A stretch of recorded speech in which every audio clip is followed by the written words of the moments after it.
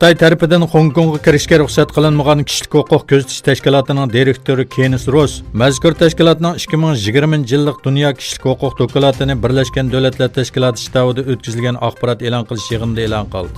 U Xitoyning Sharq Turkistonda Uyg'urlar qaratgan bostirish va kishilik huquq tajovuzchiliklari haqida to'xtalganda, musulmon davlatlar, Islom hamkorlik tashkiloti va Birlashgan Davlatlar Tashkiloti bosh kotibi Antonio Guterresni Xitoy hukumatiga qarshi sukut qilish bilan aybladi. Rossiyani agar Islom hamkorlik tashkiloti Uyg'ur rayonidagi bostirishlarga qarshi Xitoy hukumatiga norozilik bildirgan bo'lsa, Xitoy 57 davlatga qaytarma zarba berish kerakdi. Xitoy iqtisodi butun dunyo bilan raqobatlasholmaydi dedi.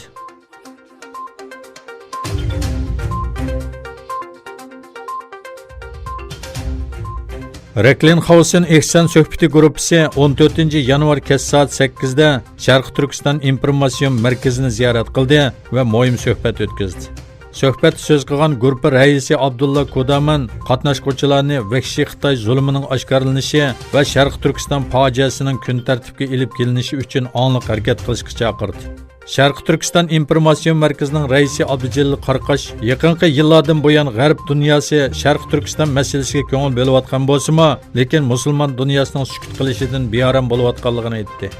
Sharq Turkiston uchur va madaniyat markazi yoshlar sho'basining boshlig'i Abdusalom Rasul Sharq Turkiston vaziyatini o'z kechirmishlariga birlashtirib so'zlab, Xitoyning Sharq Turkistonda mislsiz bir erki qirg'inchilik va davlat terrorligi ilib berayotganligini, haqiqiy terrorchining Xitoy hukumati ekanligini bildirdi.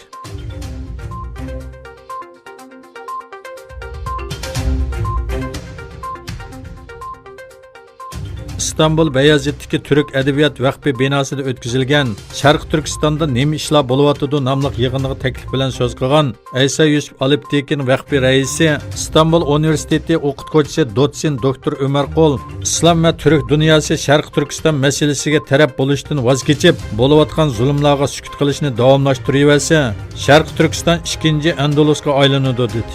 Sharq Turkistondagi kishilik huquq tajovuzchiliklari haqida to'xtalgan Umarqul, xalqning faqat musulmon va turk bo'lganligi uchun assimilyatsiya va erki yo'qotishga uchrayotganligini ta'kidladi.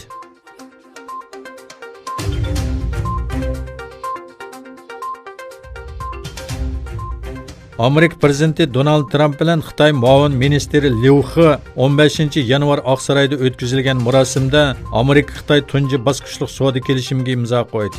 Kelishimga asosan Amerika Xitoy mallariga qo'ygan qo'shimcha tambojni bezni hozircha amaldan qoldirmaydi. Xitoy 2 yil ichida Amerikadan import qilingan mallarning miqdorini 200 milliard dollar ko'paytirdi. Trump Oqsaroyda naq maydondan taqtildigan marosimda so'z qilib, bu kelishimning ahamiyati haqida to'xtaldi. U bugun Xitoy bilan buningdan burun besilmagan eng muhim bir qadamni bosdik. Bu buningdan burungi har qanday bir kelishimidan bakli cho'ng dedi va yaqinda Xitoyga bordiganligini bildirdi. Trump ikinci bosqichli kelishim uchun xizmatlarning ishlanayotganligini, lekin uchinchi bosqichli kelishim deydigan bir gapning texi yo'qligini ta'kidladi. Amerika bilan Xitoy orasidagi savdo urushi Amerika prezidenti Trumpning 2018-yili martda Xitoydan import qilingan bir qism mahsulotlarga tambojni beji qo'shishi bilan boshlangan edi.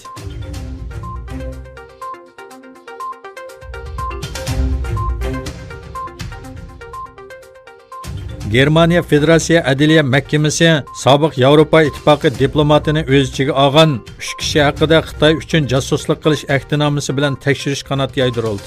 Aynak jurnalining xabar qilishicha, Federatsiya Taftish Mahkamasi sobiq Yevropa Ittifoqi diplomati va Germaniya lobby shirkatlariga ishlaydigan 2 kishi haqida tekshirish ilib bormoqda. Taftish mahkamasining bildirishicha, Berlin va Bryussel bilan birga Bavariya shtatidagi uy va ish o'rinlarida tekshirish ilib berilgan. Komandarlarning erishgan uchurlarini Xitoy jamoat xavfsizlik ministrligi yetkazganligi ilgari surildi.